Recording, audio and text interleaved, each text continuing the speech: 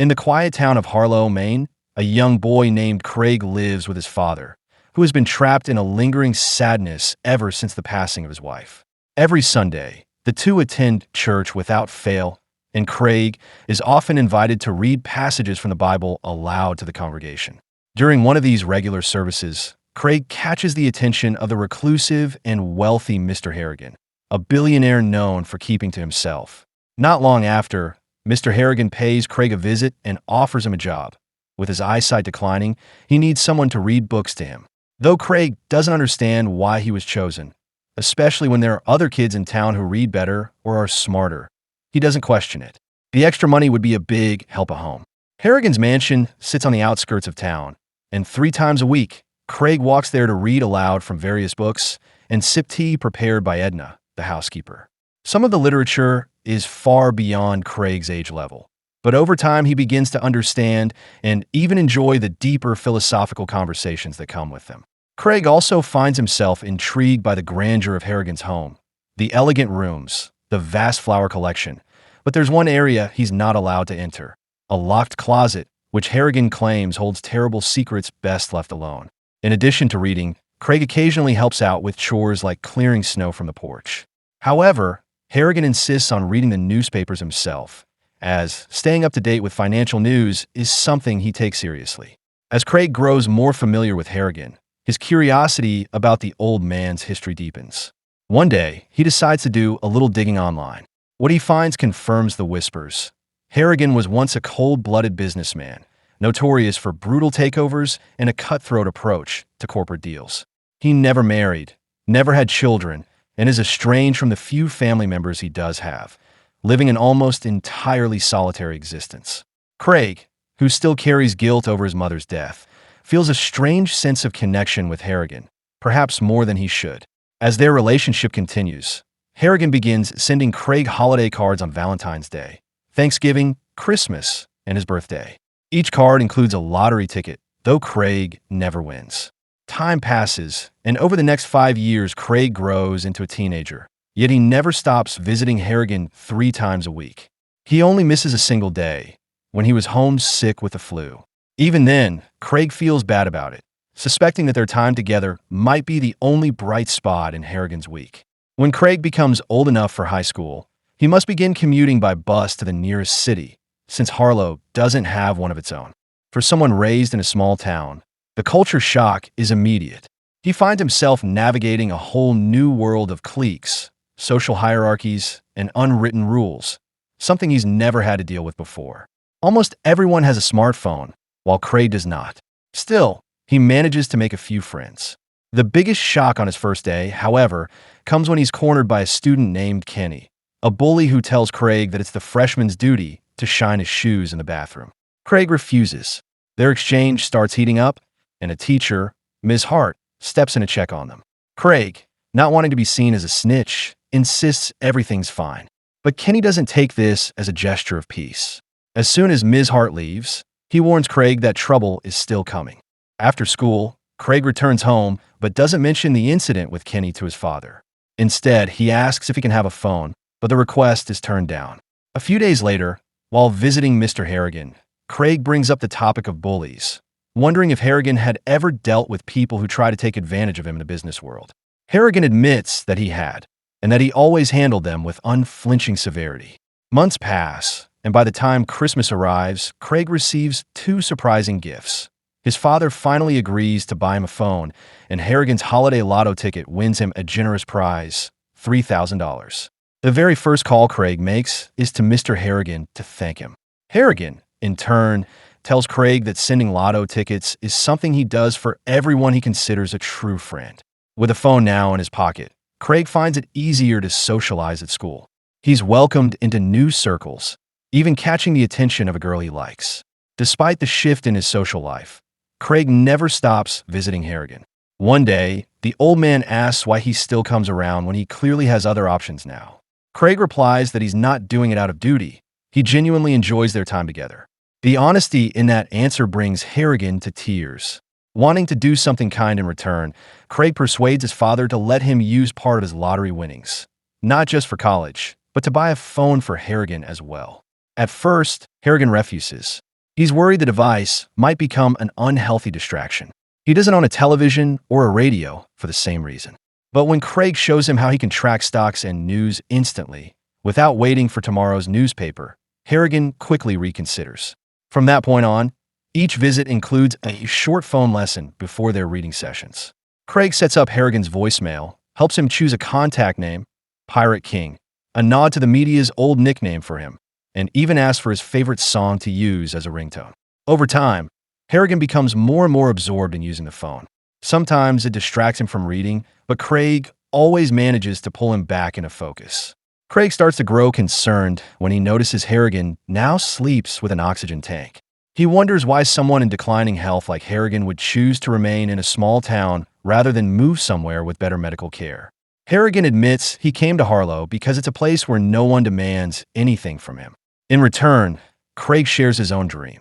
He wants to move to a big city someday and become a screenwriter. Harrigan frowns at the idea. He warns Craig that the creative industry is full of adversaries, and if Craig does pursue that path, he should strike quickly and without remorse whenever someone stands in his way. Craig is struck by how commanding Harrigan still sounds, despite his physical weakness. But he also feels sad when he discovers a drawer packed with used lotto tickets, evidence that Harrigan doesn't have many people in his life to send them to. A few days later, Craig heads to Harrigan's mansion on a day when Edna is off. After waiting a long time and getting no answer at the door, he lets himself inside. The sight that greets him is devastating. Mr. Harrigan is slumped in his chair, lifeless, his phone still clutched in one hand. The shock deepens when Craig checks the screen and sees that Harrigan had been about to call him. Through tears, Craig phones his father for help, then honors Harrigan's memory by reciting the old man's favorite line of literature. Paramedics and police arrive to handle the situation, and by the time Craig finally reaches home that night, exhaustion keeps him from noticing that he has unintentionally brought Harrigan's phone with him. As a final farewell, Craig sends a text to the number, saying he'll miss their afternoons together. At the funeral, attendance is sparse, but Craig reads a Bible passage and slips Harrigan's phone into the pocket of the suit the undertaker has dressed him in. Harrigan is interred near Craig's mother. Craig's father visits her grave weekly, though Craig himself has been only once, reluctant to accept her permanent absence. After the burial, a representative handling Harrigan's estate hands Craig an envelope containing a letter that explains the provisions of the will. Despite disapproving of Craig's career plans, Harrigan has left him an $800,000 trust to cover college and any future graduate studies. A postscript jolts Craig. "I'll miss our afternoons too," mirroring the text Craig had sent. He tries to dismiss it as coincidence, but can't shake the eerie feeling. During a thunderstorm that evening, Craig dials Harrigan's voicemail to thank him for the gift, confessing he would trade the money in a heartbeat just to have his friend back. The next morning, Craig awakens to a chilling sight on his screen. A new message from Harrigan's number. Nothing but a string of garbled characters. Terrified by the thought that Harrigan might have been buried alive, Craig turns to his father, who suggests a more mundane explanation. Someone must have cloned the number and is playing a cruel prank. Doctors performed a full autopsy before releasing Mr. Harrigan's body, so there's no chance he's still alive. Even so, Craig can't shake his unease. He heads to the cemetery and calls Harrigan's number, only to hear the ringtone echoing faintly from beneath the grave. Rattled, he walks to the mansion and shares tea with Edna.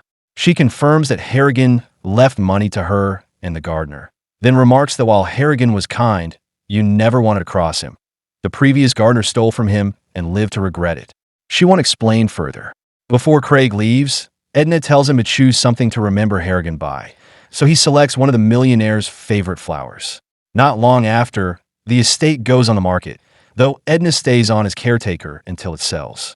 Feeling steadier, Craig returns to school and starts enjoying classes, thanks in large part to Ms. Hart, an encouraging teacher. Kenny barely bothers him now and is eventually expelled for selling weed on campus. Craig didn't turn him in, but Kenny assumes he did. Life seems brighter when Craig takes his crush to the winter dance, until Kenny reappears, ambushes him in a hallway, beats him, and threatens to kill him if he talks. Moments later, Ms. Hart discovers Craig bloodied, and though she suspects Kenny, Craig denies it. He just wants to finish high school without more trouble. At home, Craig won't discuss the assault. His father urges him not to bottle everything up. Taking the advice to heart, Craig dials Harrigan's voicemail, speaking his fears into the night. The next morning, the town wakes to shocking news. Kenny has been found dead. Craig is consumed by guilt as he watches the bully's family grieve, realizing even tormentors have people who love them. Distracted all day, he confides in Ms. Hart after class. She reassures him and mentions she avoids things like Ouija boards because her grandmother always warned that not every spirit is benevolent. Later, Craig visits the trailer where Harrigan's former gardener had lived. A neighbor tells him the man took his own life in his truck after Harrigan fired him. He couldn't find work anywhere else. Craig's curiosity pushes him to look inside the late gardener's pickup, and he feels a fresh pang of sorrow when he discovers a lotto ticket on the seat. On his way out, he spots unfinished graffiti on the garage door, an insult clearly aimed at Harrigan. That evening, Craig calls Harrigan's number and pleads for a sign if the old man truly had anything to do with Kenny's death. The moment he hangs up, his phone lights up with a call from Harrigan's contact and another indecipherable text. The next day, Craig confides in the local priest under the seal of confession. Like Craig's father, the priest believes someone must have spoofed Harrigan's number as a cruel joke. Hoping to ease Craig's guilt, the priest explains how Kenny died. He'd been drinking heavily, slipped while sneaking out, and suffered a fatal fall, strictly an accident. What the priest doesn't realize is that Kenny's mouth had been filled with shoe polish. Urging Craig to rethink his fixation on the phone, the priest's words hit home. Craig heads to a store and upgrades to a newer model. The sales clerk, while transferring his contacts, suggests that those odd texts could be nothing more than a ghost in the machine, glitches trapped in the software. When Craig tries to call Harrigan from the new device, the call won't connect, so he assumes the strange phenomenon is finally done. Back home, Craig drops the old phone into the trash but quickly reconsiders. He tucks it into a memory box alongside keepsakes, then hides the box deep in his closet. With Kenny's fate and memories of Harrigan lingering in the background, Craig finishes high school and earns admission to a Boston university. On the day he leaves, he has the fleeting sense that he sees his mother waving beside his father. College life proves rewarding. Craig thrives in the subjects he loves until tragedy strikes again. One night, his father calls with awful news. Ms. Hart has been killed in a car wreck caused by a drunk driver named Dean. Heartbroken, Craig returns home for a funeral and follows Dean's trial closely. Despite numerous prior DUI arrests and a suspended license, Dean dodges prison yet again by agreeing to rehab, infuriating Craig. He storms upstairs to his childhood bedroom, determined to find the old memory box. While searching, he comes across a flower crown his mother once made for him, something he'd hidden away after she died. Even the flower crown, once a cherished token from his mother, brings Craig no comfort. Overwhelmed, he pulls the old phone from the box and, in a fit of rage, calls Harrigan's number. His message is brief but full of venom. He asks for Dean to die. The request is made in blind fury, but once the anger fades, guilt quickly takes over. Craig tries to move on with his routine, but the weight of what he said lingers. He finds himself obsessively searching Dean's name online, hoping, almost praying, that nothing has happened to him. Then, just days later, his worst fear comes true. A headline announces Dean's death. The article doesn't list the cause, stating only that the investigation is ongoing. Determined to know what really happened, Craig drives out to the rehab center where Dean had been staying and poses as a reporter. He bribes a nurse in exchange for the details.